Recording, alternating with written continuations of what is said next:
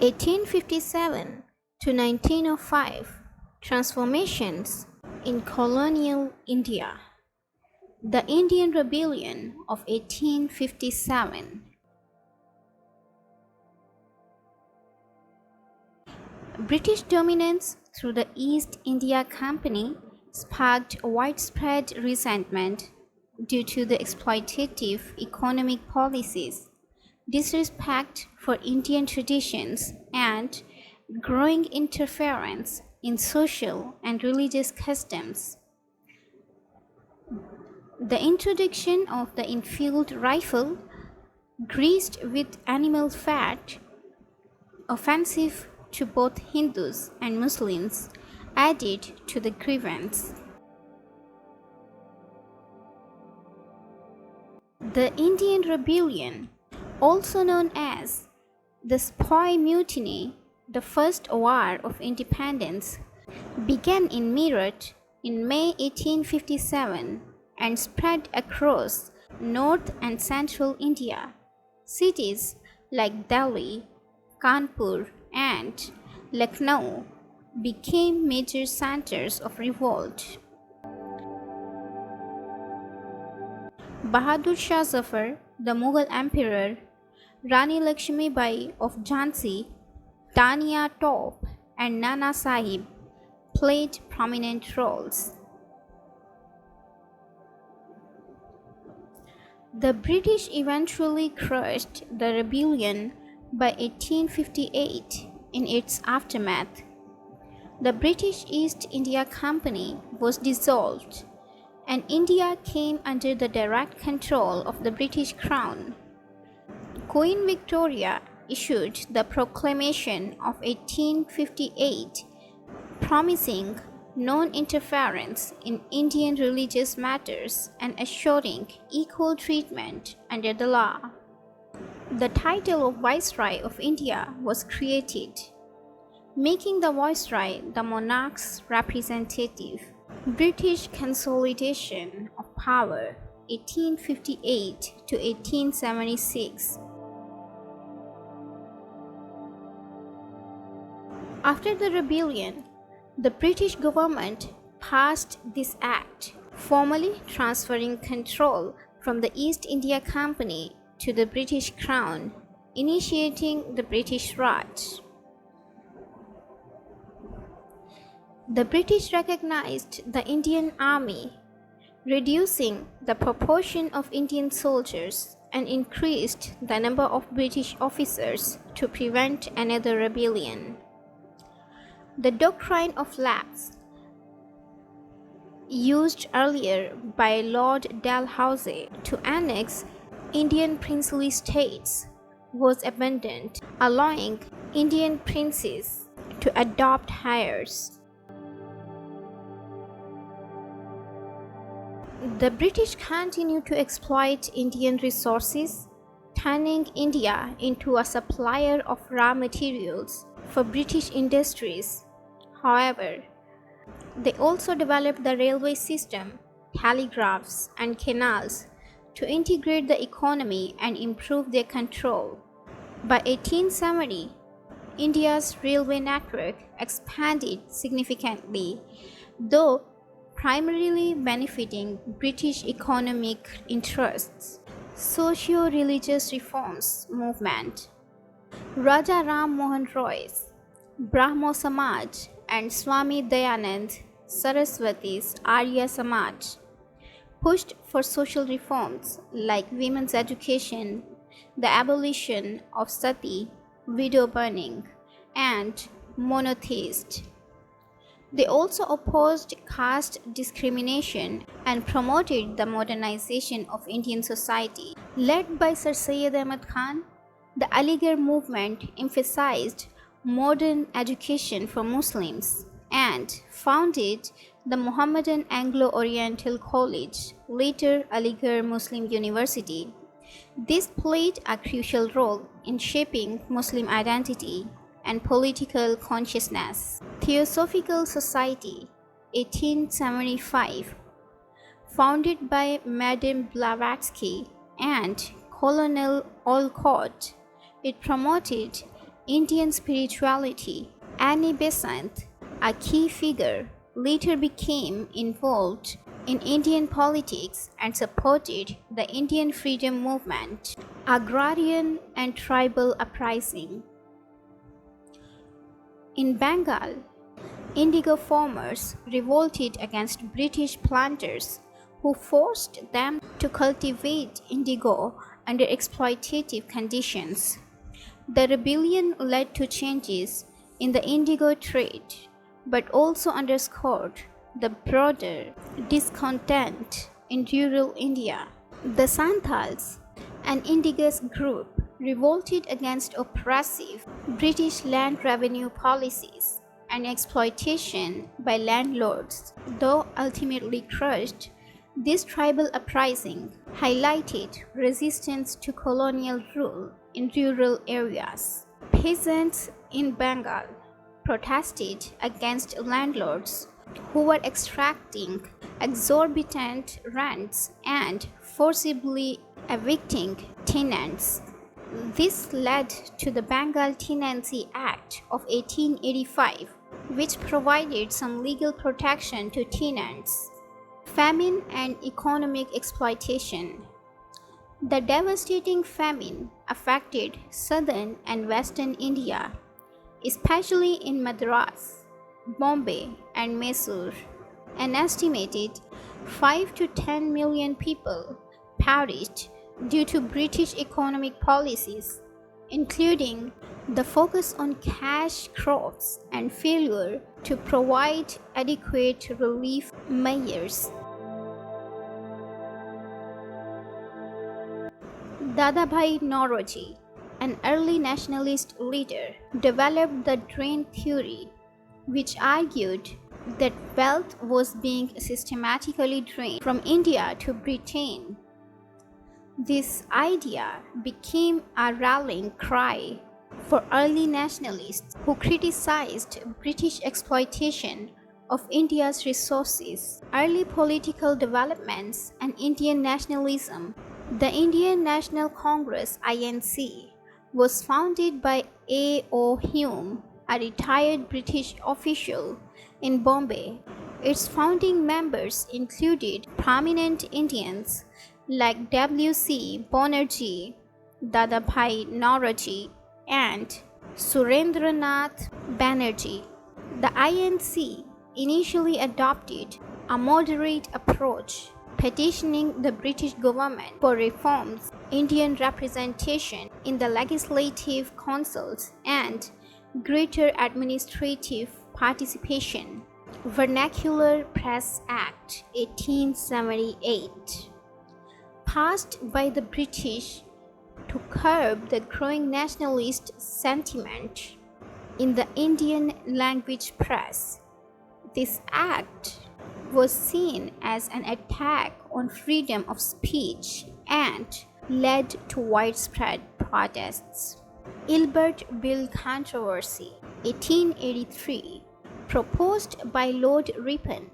The Ilbert Bill sought to allow Indian judges to try British offenders.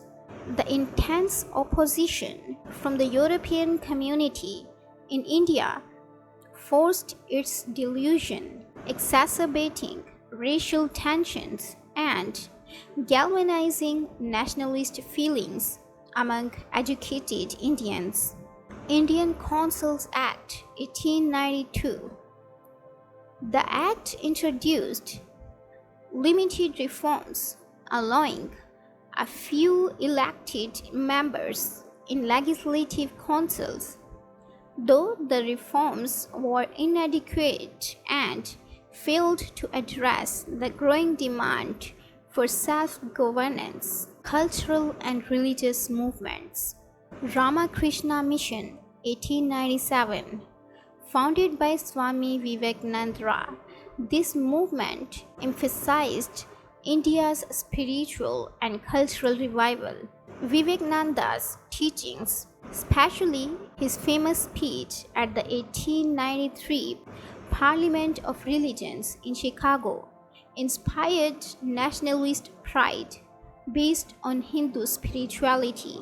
Wahhabi movement 1860s to 1880s, an Islamic reform movement that sought to purify Islamic practices and resist British rule, especially in the northwest frontier. Though it did not lead to large-scale political change, it laid the foundation for future Islamic resistance movements, rise of extremism, and revolutionary nationalism.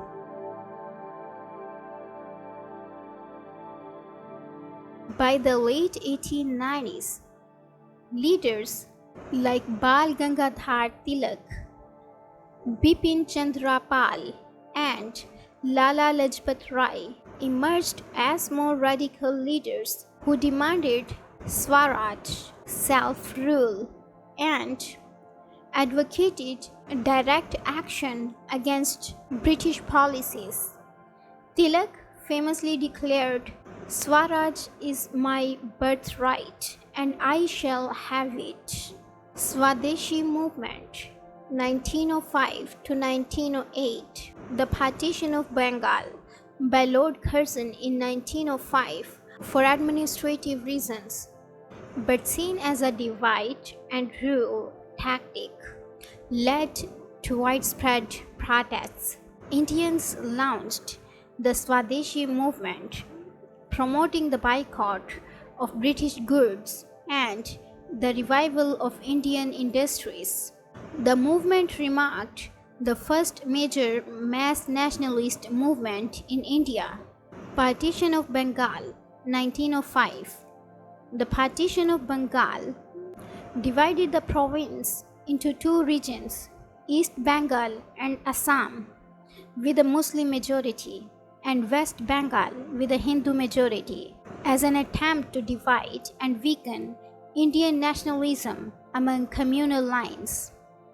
The partition sparked widespread protests, particularly in Bengal. The Swadeshi movement, advocating the use of Indian goods and boycotting British products, gained traction. The boycott, Swadeshi, national education, and self-help movements marked the radicalization of Indian politics, setting the stage for the future struggle for independence.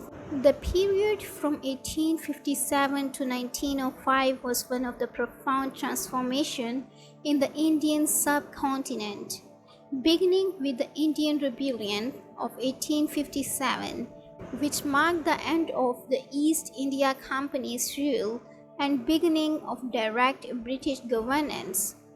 The era saw significant social, political, and economic developments.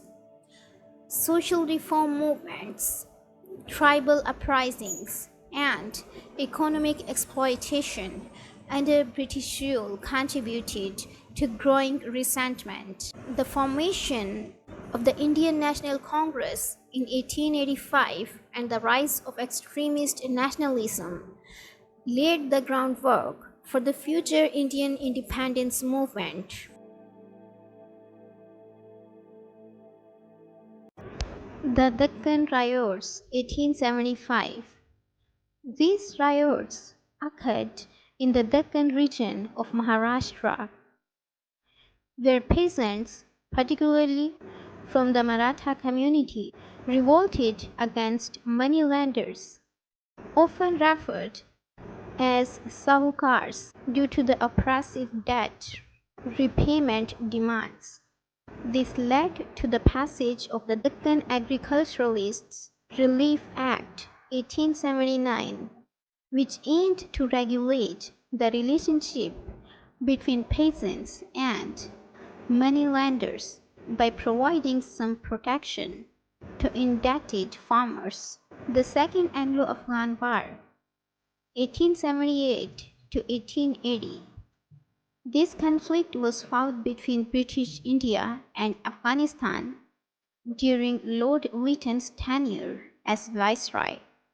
The British sought to secure Afghanistan as a buffer state to protect India from Russian expansion into Central Asia, part of the Great Game. The war ended with the signing of the Treaty of Gandamark in 1880, where Afghanistan agreed to accept British influence in its foreign affairs. Indian Factory Act 1881 and 1891. The Indian Factory Act of 1881 was the first law introduced to regulate the working conditions of laborers, especially children, in factories. It limited the working hours of children and introduced basic safety measures, although its implementation was limited. The Indian Factory Act of 1891 extended these protections and further regulated the employment of women and children in factories. The Age of Consent Act 1891. The Age of Consent Act raised the age of consent for girls from 10 to 12 years in British India. It was introduced to curb the practice of child marriages and safeguard young girls, although it faced considerable opposition from conservative sections of Indian society, who saw it as interference in religious and social practices. This act also led to debate within Indian society about the need for reform, with figures like Bal Gangadhar Tilak opposing it on the grounds of British interference, while social reformers supported it. Punjab Land Alienation Act 1900. Passed by the British government, the Punjab Land Alienation Act aimed to prevent land in Punjab from falling into the hands of moneylenders. It was introduced to protect the interests of the agricultural communities, particularly in the face of growing indebtedness. While this act provided some relief to peasants, it also contributed to the emergence of the distinct land-owning elite, further entrenching class divisions in rural Punjab. Curzon's Educational Reforms and Universities Act 1904. Lord Curzon introduced the Indian Universities Act of 1904 to regulate Indian universities, claiming it was necessary to raise academic standards. The act imposed tighter government control over university curricula and administration, which was widely resented by Indian nationalists. Curzon's policies were seen as attempts to stifle intellectual freedom and restrict the growth of nationalist ideas in educational institutions. Thanks for watching my video. If you really find this video helpful, please like, share and subscribe my channel. Goodbye.